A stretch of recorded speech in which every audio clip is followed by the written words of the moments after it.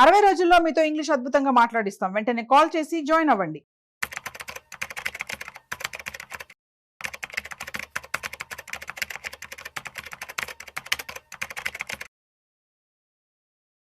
నమస్తే, welcome to Suman TV. Present మనతో ఉన్నారు వెల్ది చక్రధర్ గారు, amp registered mutual fund distributor. ఆయనతో మాట్లాడదాం.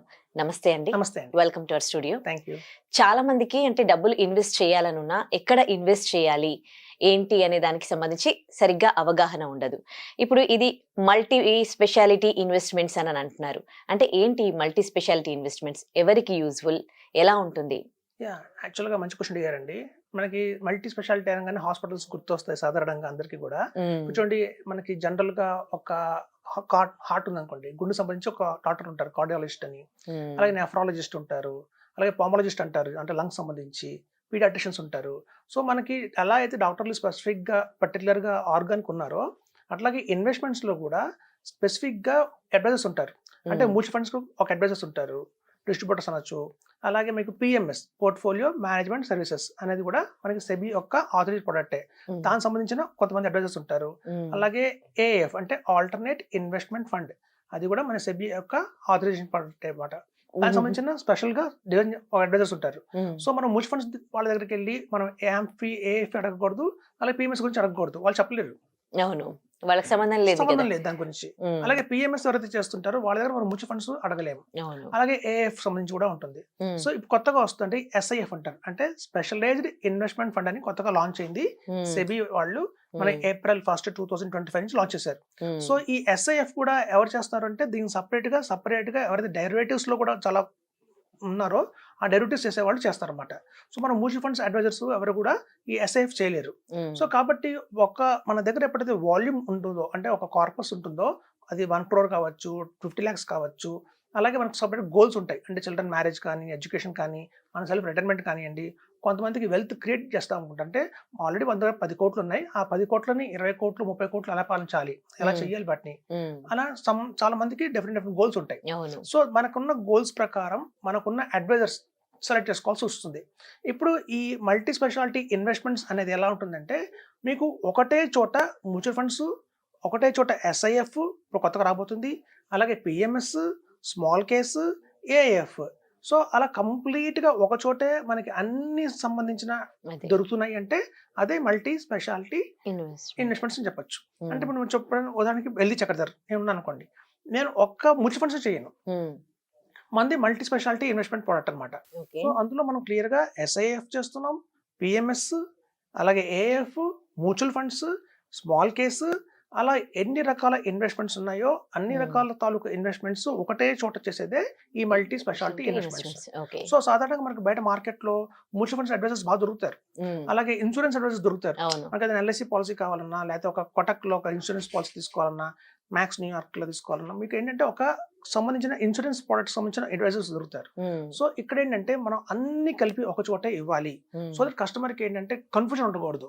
ఇప్పుడు మనం మ్యూచువల్ ఫండ్స్ దగ్గరికి వెళ్ళాం అనుకోండి, వాళ్ళు ఏం చెప్తారంటే పిఎంఎస్ చేయకండి, పిఎంఎస్ లో రిస్క్ ఎక్కువ ఉంటుంది అని చెప్తారు. పిఎంఎస్ దగ్గరికి వెళ్ళాం అనుకోండి, వాళ్ళు మ్యూచువల్ ఫండ్స్ చేయకండి, రిటర్న్స్ ఎక్కువ రావు, గోల్ అచీవ్ కాలేరు అని వాళ్ళు చెప్తారు.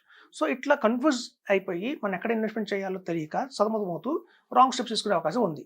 సో ఎక్కడైతే ఒక బంచ్ ఆఫ్ ప్రొడక్ట్స్ ఒకే చోట మనకు దొరుకుతున్నాయో అన్బయాస్డ్ గా వాళ్ళు చెప్తారు, మీకు ఇది సూట్ అవుతుంది, మీకు ఇంత కార్పస్ ఉంది కాబట్టి, సో మీ గోల్ ఏంటంటే ఆల్రెడీ ఉన్న 10 crores ని 20 చేయాలనుకుంటున్నారు కాబట్టి ఇట్లాంటి ప్రొడక్ట్ మీకు ఏది సూట్ అవుతుంది, మ్యూచువల్ ఫండ్సా, ఏఎఫ్, పిఎంఎస్ఆ. మోర్ టాక్సేషన్, ఒక్కొక్క దాంట్లో కూడా టాక్సేషన్ డిఫరెంట్ గా ఉంటుంది. సో ట్యాక్స్ తగ్గించుకోవాలన్నా కూడా, ట్యాక్స్ తగ్గించాలన్నా కూడా ఏ ప్రోడక్ట్ అయితే వాళ్ళకి బాగుంటుంది. సో ఇట్లాంటివన్నీ చెప్పేది మల్టీ స్పెషాలిటీ ఇన్వెస్ట్మెంట్స్. సో మన దగ్గర ఏంటంటే అన్ని రకాల ఇన్వెస్ట్మెంట్స్ ఒక చోట ఉంటాయి కాబట్టి మీకు అన్బయాస్డ్ గా వాటి గురించి మీకు ఒక మంచి ఒపీనియన్ వస్తుంది. మనం ఇన్వెస్ట్మెంట్ చేయాలా వద్దా డెసిషన్ మేకింగ్ ఈజీగా ఉంటుంది. సో తద్వారా వాళ్ళకి నిర్ణయం తీసుకుంటే వాళ్ళకి ఏదైతే ఫైనాన్షియల్ గోల్స్ ఉన్నాయో అది ప్రాపర్ గా రీచ్ అవుతారని చెప్తున్నాను. సో కన్ఫ్యూజ్ కాకుండా ఉంటారు. ఎవరికి యూస్ఫుల్ అండి ఇది మల్టీ స్పెషాలిటీ ఇన్వెస్ట్మెంట్స్ అంటే, మన దగ్గర ఎటువంటి ఇన్వెస్టర్ కి వచ్చారో మన దగ్గర, సపోజ్ నా దగ్గర ఇన్కమ్ 25,000 నా దగ్గర ఇన్కమ్ ఉంది, నాకు చిన్న ప్లాన్ ఉంది అన్న వాళ్ళకి కూడా మనం మ్యూచువల్ ఫండ్స్ ఇస్తున్నాం. అలాగే మనం ఆల్రెడీ 50 lakhs మన దగ్గర ఉన్నాయి. సో 50 lakhs ని మనం త్వరగా 1 crore అలా చేయాలి, ఓకే. వాళ్ళు షార్ట్ టర్మ్‌లో 1 crore వరకు తెచ్చుకోవాలి అన్న వాళ్ళకి మనం ఆఫర్ ఇస్తున్నాం. సో, ఇక మల్టీ స్పెషాలిటీలో ఏంటంటే మనకి అన్ని రకాలు ఒక 1000 రూపీస్ ఇన్వెస్ట్‌మెంట్ నుంచి కూడా మన 10 crores ఇన్వెస్ట్‌మెంట్ కూడా దొరుకుతుంది. ఒకటే చోట అన్ని రకాల ఇన్వెస్ట్‌మెంట్స్ మనం తీసుకొస్తున్నాం. సో, ఇక్కడ ఏంటంటే మనకి చాలా మందికి ల్యాండ్స్ ఉంటాయి. లేకపోతే యాన్సిస్ట్రల్ ప్రాపర్టీ అమ్ముకున్న వాళ్ళు ఉంటారు. సో, అలా మన లీగల్ హైర్స్ నుంచి మనకు కొంచెం అమౌంట్ వచ్చి ఉంటుంది. సో, బల్క్ అమౌంట్ వస్తుంది. సో, అమౌంట్ రాగానే మనం ఏం చేయాలి అనే ఒక క్వెషన్ మార్క్. కొంతమంది రిటైర్ అవుతారు. రిటైర్ అవ్వగానే వాళ్ళకి గ్రాట్యుటీ లాగా చాలా పెద్ద అమౌంట్ వస్తుంది. సో, దాని ద్వారా దాన్ని ఎక్కడ ఇన్వెస్ట్‌మెంట్ చేయాలి? వాళ్ళ కోసం కావచ్చు, వాళ్ళ నెక్స్ట్ వాళ్ళ పిల్లల కోసం కావచ్చు. సో, ఇట్లాంటివన్నీ కూడా ఒక కూలంకుషంగా ఒక అర్థం చేసేలాగా, అంటే ఒక ప్రోడక్టే గొప్పది, ఇంకో ప్రోడక్ట్ గొప్పది కాదు అని చెప్పకుండా అన్ని ప్రోడక్ట్స్ గురించి వాళ్ళకి వివరంగా చెప్పి ఇది బెస్ట్ మీకు అని సజెస్ట్ చేసేదే ఈ మల్టీ స్పెషాలిటీ ఇన్వెస్ట్‌మెంట్. ఓకే. ఈ మల్టీ స్పెషాలిటీ ఇన్వెస్ట్‌మెంట్స్ వేరే ఇన్వెస్ట్‌మెంట్స్‌తో కంపేర్ చేస్తే how come it is better than other investments? Other investments అంటే చూడండి చెప్తున్నాను, మ్యూచువల్ ఫండ్స్ కోసం మనం మ్యూచువల్ ఫండ్స్ అడ్వైజర్స్‌కి వెళ్ళామనుకోండి, అదేంటి? వాళ్ళు చెప్తారు ఎస్ఐఎఫ్ చేయకండి, ఎస్ఐఎఫ్‌లో పెద్దగా ఏమీ లాభం రాదు. ఎందుకు వాళ్ళు చేయట్లేదు కూడా చెప్తారు. ఆ ప్రోడక్ట్ వాళ్ళ దగ్గర లేదు కాబట్టి ఆ ప్రోడక్ట్ గురించి వాళ్ళ ఎక్కువ నాలెడ్జ్ ఉండదు వాళ్ళకి. డెరివేటివ్స్‌లో వాళ్ళు చేయరు. సో, కాబట్టి అన్నెసెసరీగా ఏంటంటే లేనిపోని భయాలు పెట్టేసి ఇది చేయకండి మీరు అని చెప్పి ఒక రాంగ్ గైడెన్స్ ఇచ్చే అవకాశం ఉంది. ఇదే మల్టీ స్పెషాలిటీ దగ్గర ఏంటంటే మనకు అన్నీ ఉంటాయి కాబట్టి వాళ్ళు అన్బాసిడర్ చెప్తారు. మ్యూచువల్ ఫండ్స్ కావాలన్నా వీళ్ళ దగ్గర తీసుకోండి, ఏఎఫ్ కావాలన్నా వీళ్ళ దగ్గర తీసుకోండి, పిఎంఎస్ కావాలన్నా వీళ్ళ దగ్గరే తీసుకోండి. సో, అన్ని వీళ్ళ దగ్గరే ఉన్నాయి కాబట్టి వీళ్ళకి ఏది బాగుంది కస్టమర్ పాయింట్ ఆఫ్ వ్యూలో ఆలోచించి కరెక్ట్‌గా గైడ్ చేస్తారు కాబట్టి సో, మల్టీ స్పెషాలిటీ ఇన్వెస్ట్‌మెంట్స్ ఇప్పుడు రాబోయే రోజుల్లో బెస్ట్‌గా ఉంటుందని చెప్తున్నాను. థ్యాంక్ యూ సో మచ్ వెల్ది చక్రధర్ గారు, మాకు మల్టీ స్పెషాలిటీ ఇన్వెస్ట్‌మెంట్స్ గురించి అవగాహన కల్పించారు. Thank you. Thank you.